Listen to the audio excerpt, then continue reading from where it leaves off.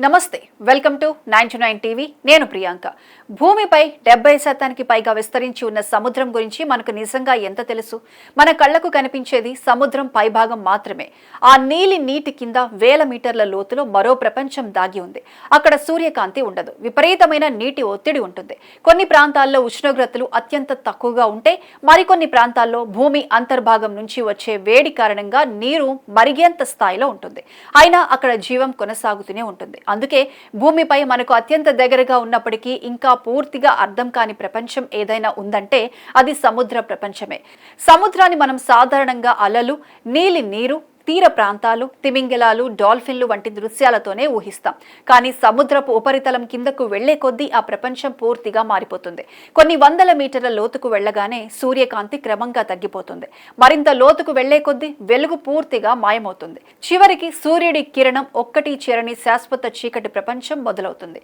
ఆ చీకటిలో కూడా జీవం ఆగిపోదు అక్కడి జీవులు తమ పరిస్థితులకు అనుగుణంగా అద్భుతమైన మార్పులను అలవర్చుకున్నాయి కొన్ని జీవులకు పెద్ద కళ్ళుంటాయి మరికొన్ని జీవులు తమ శరీరంలోనే కాంతిని ఉత్పత్తి చేసుకుంటాయి ఈ ప్రక్రియ బయోలూమినెసెన్స్ అంటారు చీకటిలో వేటాడేందుకు శత్రువుల నుంచి తప్పించుకునేందుకు తమ జాతికి చెందిన ఇతర జీవులను ఆకర్షించేందుకు ఈ కాంతిని ఉపయోగిస్తాయి సముద్రం లోతుకు వెళ్లే కొద్దీ మరో పెద్ద సవాల్ ఎదురవుతుంది అది నీటి ఒత్తిడి మన భూమి ఉపరితలంపై సాధారణ వాతావరణ పీడనంలో జీవిస్తున్నాం కానీ సముద్రపు అడుగున వేల మీటర్ల లోతులో నీటి ఒత్తిడి విపరీతంగా పెరుగుతుంది మనిషి నేరుగా అక్కడికి వెళ్లడం దాదాపు అసాధ్యం అందుకే సముద్ర పరిశోధకులు ప్రత్యేకంగా రూపొందించిన సబ్మెర్సిబుల్స్ రోబోటిక్ వాహనాలు స్వయం చాలక పరికరాలను ఉపయోగిస్తారు అయినా సముద్రపు అడుగున పూర్తిగా అన్వేషించడం అంత సులభం కాదు చీకటి తీవ్రమైన ఒత్తిడి తక్కువ ఉష్ణోగ్రతలు సాంకేతిక పరిమితులు పరిశోధనలు క్లిష్టంగా మారుస్తాయి అందుకే అంతరిక్షంలోకి వెళ్లడం మనకు చాలా క్లిష్టమైన పని అనిపించినా కొన్ని సందర్భాల్లో సముద్రపు లోతుల్లోకి వెళ్లడం కూడా అంతే సవాల్తో కూడుకున్నది సముద్రపు అడుగున ఉన్న ప్రపంచం భౌగోళికంగా కూడా మన ఊహకు అందనంత పెద్దది అక్కడ కేవలం ఇసుక రాళ్లు మాత్రమే ఉండవు భారీ పర్వతాలు లోయలు అగాధాలు గుహలు అగ్నిపర్వత ప్రాంతాలు కనిపిస్తాయి భూమిపై మనకు కనిపించే పర్వత శ్రేణుల మాదిరిగానే సముద్రపు అడుగున కూడా విస్తారమైన పర్వత వ్యవస్థలు ఉన్నాయి కొన్ని ప్రాంతాల్లో వేల మీటర్ల లోతైన గోతులుంటాయి అలాంటి ప్రాంతాల్లో ఒకటి సముద్రపు అత్యంత లోతైన ప్రాంతాలను కలిగి ఉన్న మారియానా ట్రెంచ్ భూమిపై మనకు తెలిసిన అత్యంత లోతైన సముద్ర ప్రాంతాల్లో ఇది ఒకటి అక్కడికి వెళ్లే కొద్దీ చీకటి పెరుగుతుంది ఒత్తిడి విపరీతంగా పెరుగుతుంది అయినా అక్కడ కూడా సూక్ష్మ జీవులు ప్రత్యేకమైన జీవులు మనుగడ సాగిస్తున్నాయి సముద్రపు అడుగున మరో అద్భుతం హైడ్రోథెర్మల్ వెంట్స్ భూమి అంతర్భాగం నుంచి వచ్చే వేడి కారణంగా ఖనిజాలతో నిండిన నీరు సముద్రపు అడుగున ఉన్న రంధ్రాల నుంచి బయటకొస్తుంది కొన్ని ప్రాంతాల్లో ఈ నీరు అత్యంత వేడిగా ఉంటుంది సాధారణ పరిస్థితుల్లో జీవించలేని అనేక జీవులు ఈ ప్రాంతాల చుట్టూ కనిపిస్తాయి ఇక్కడే శాస్త్రవేత్తలకు ఒక గొప్ప విషయం అర్థమైంది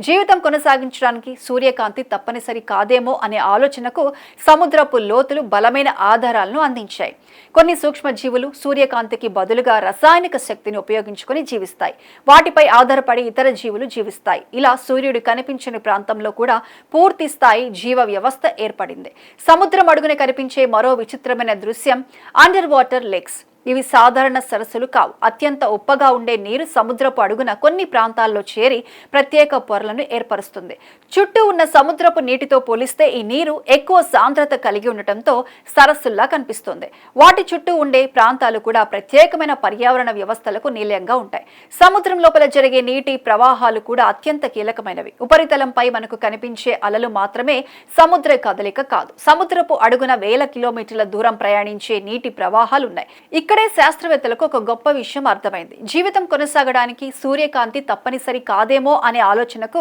సముద్రపు లోతులు బలమైన ఆధారాలను అందించాయి కొన్ని సూక్ష్మజీవులు సూర్యకాంతికి బదులుగా రసాయనిక శక్తిని ఉపయోగించుకొని జీవిస్తాయి వాటిపై ఆధారపడి ఇతర జీవులు జీవిస్తాయి ఇలా సూర్యుడు కనిపించని ప్రాంతంలో కూడా పూర్తి స్థాయి జీవ వ్యవస్థ ఏర్పడింది సముద్రం అడుగున కనిపించే మరో విచిత్రమైన దృశ్యం అండర్ వాటర్ లేక్స్ ఇవి సాధారణ సరస్సులు కావు అత్యంత ఉప్పగా ఉండే నీరు సముద్రపు అడుగున కొన్ని ప్రాంతాల్లో చేరి ప్రత్యేక పొరలను ఏర్పరుస్తుంది చుట్టూ ఉన్న సముద్రపు నీటితో పోలిస్తే ఈ నీరు ఎక్కువ సాంద్రత కలిగి ఉండటంతో సరస్సుల్లా కనిపిస్తుంది వాటి చుట్టూ ఉండే ప్రాంతాలు కూడా ప్రత్యేకమైన పర్యావరణ వ్యవస్థలకు నిలయంగా ఉంటాయి సముద్రం లోపల జరిగే నీటి ప్రవాహాలు కూడా అత్యంత కీలకమైనవి ఉపరితలంపై మనకు కనిపించే అలలు మాత్రమే సముద్ర కదలిక కాదు సముద్రపు అడుగున వేల కిలోమీటర్ల దూరం ప్రయాణించే నీటి ప్రవాహాలు ఉన్నాయి ఉష్ణోగ్రత ఉప్పుతనం గాలులు భూమి భ్రమణం వంటి అంశాలు ఈ ప్రవాహాలను ప్రభావితం ప్రభావితం చేస్తాయి. ఇవే ప్రపంచంలోని అనేక ప్రాంతాలకు వేడిని, చలిని తరలించడంలో కీలక పాత్ర పోషిస్తాయి.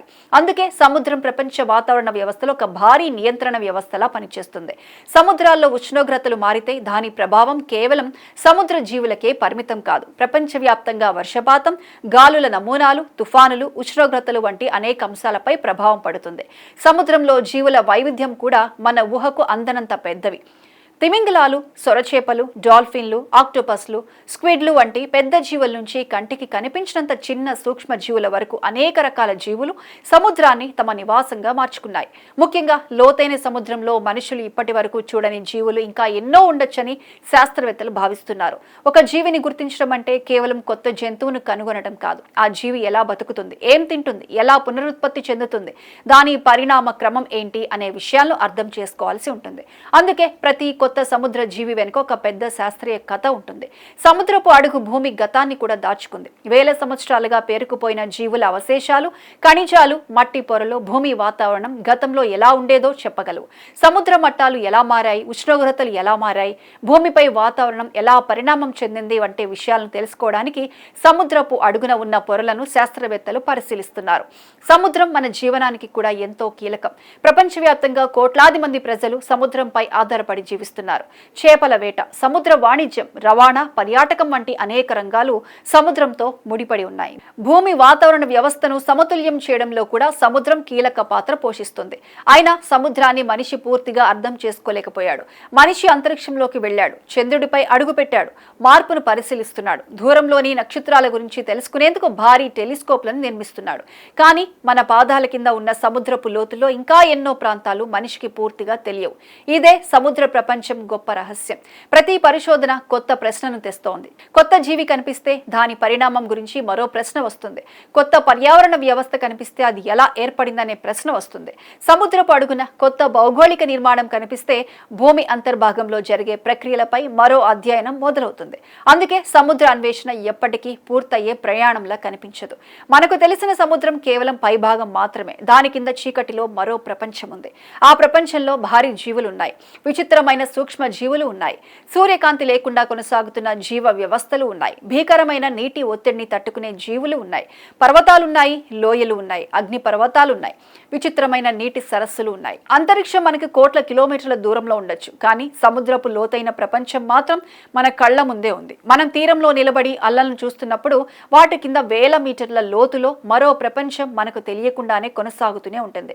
అసలు ఆ ప్రపంచంలో ఇంకా ఎన్ని జీవులు మనకు తెలియకుండా జీవిస్తున్నాయి? సముద్రపు అడుగున ఇంకా ఎలాంటి రహస్యాలు బయటపడాల్సి ఉంది? సూర్యకాంతి లేకుండా జీవితం ఎలా ఇంత వైవిధ్యంగా కొనసాగుతోంది? మనిషి సముద్రపు చివరి లోతును పూర్తిగా అన్వేషించే రోజు ఎప్పుడు వస్తుంది? భూమిపైనే ఉన్న ఆ నీలి ప్రపంచం మనకి ఇంకా ఎన్ని కొత్త ఆశ్చర్యాలను చూపించబోతోంది?